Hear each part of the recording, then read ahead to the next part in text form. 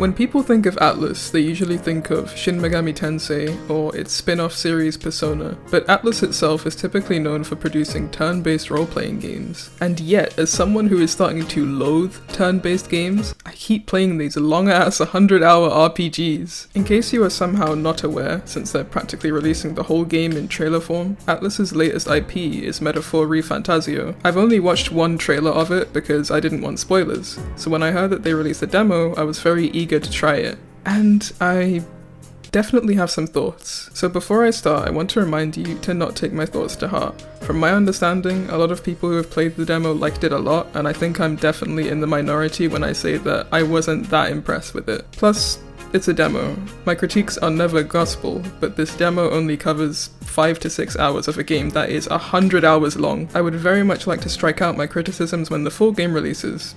If I play it. It's a very long game. Remember, I only watched one trailer, so my experience felt very new and fresh, and I didn't know what to expect. I'm not gonna go into the plot too much, but from my understanding, a king is murdered by this Griffith-looking dude named Luis, and he's the main antagonist of the story. This guy has a taste for royal blood. He kills the king, puts a curse on the prince, and he'll do anything to be the ruler of the land. While Luis himself has a lot of support, there's an organization that wants to take him down, and that's the organization that the main character is a part of.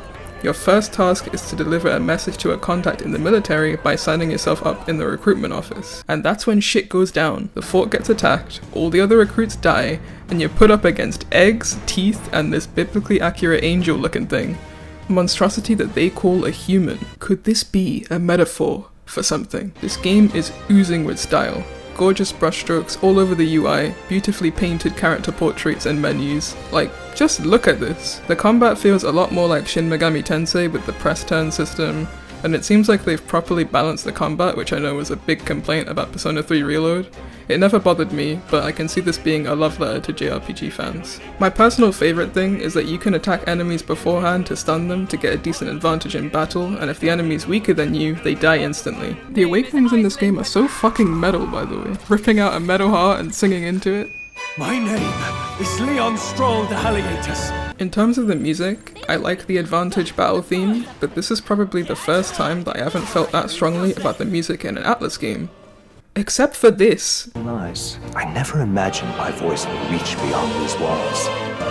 Until you directly to The music. Music is He's going the chill. on. He's the chill out. I'm just talking to this man. Like fucking hell. Who the fuck balanced the audio here? At first I was like, okay, this is a bit too quiet. So I turned the master volume up, which was a mistake. I think it's just this specific song, to be fair. Imagine someone's giving you some life-changing information, and then in the middle of the conversation, the holy choir comes in and you can't hear shit. Ma'am, I regret to inform you that there's nothing else we can do. We have to operate. It got to the point where I would get anxious about simply just seeing this guy. Oh no. And I would be constantly listening out for that specific part of the all song. mortals suffer under the weight no. of our burdens. Here we go. But in facing and embracing that anxiety, you make your innermost power. Can you turn it down? Fine. This is just as traumatizing as that one case in Ace Attorney. Anyway, as unexpected as that was, I definitely did not expect this game to be about becoming a king. Nor did I expect a giant rock with the former king's face on it to appear and decide the rules for becoming king. It seems like improving your character and doing quests will raise the public opinion of you and can allow you to ascend to kingship. I'm curious as to what would happen if you just did nothing. Will there be multiple endings based on popularity, or will it make you reset? Okay, so after this massive rock appeared and skeletons started showing up, I started having more problems with the game's aesthetic. I couldn't put my finger on it before until I looked at my phone gallery last night and I saw these pictures of Persona 5 Royal and Persona 5 Strikers. Persona 5 has a very distinct style. It's very much like a comic book, and the game itself always reflects that. Persona 5 Strikers has the same problem that Metaphor does, where its style is just not reflected everywhere else. It just looks very anime. It looks a little flat. It feels like it's missing something. I realize how strange that might sound. The anime JRPG looks so anime, but what I'm basically saying is, I want more of this, not just in the UI and portraits. Does that make sense? There are other problems that I have, such as with the character design itself, like this guy, he just doesn't look like he belongs here at all, but I'm not gonna go into it. I've always said that if you're gonna put me through hours and hours of turn-based combat, then there better be a good story backing it up.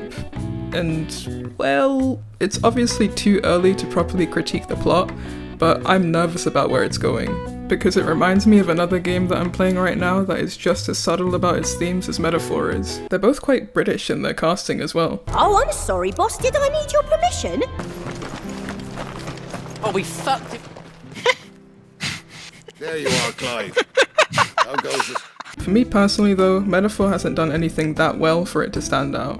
It is in no way bad, but it hasn't made me feel that strongly about it either way. I'd still love to give it a go, but just from playing the demo, this seems like it's specifically for Atlus fans, and that's not a bad thing. Even with the marketing, I see this as a game that mainly Atlus fans will play, and that majority of them will love. I still encourage everyone to keep trying new things, as I said in my last video. And for that reason, I rank Metaphor as a 3 out of 5. I'm joking. But there is an Atlus game that I do want to look at in more detail. Yeah, I'll see you in the next video. I never felt like da-da-da-dum-down. I never felt like da-da-da-dum-down. But there's the rhythm.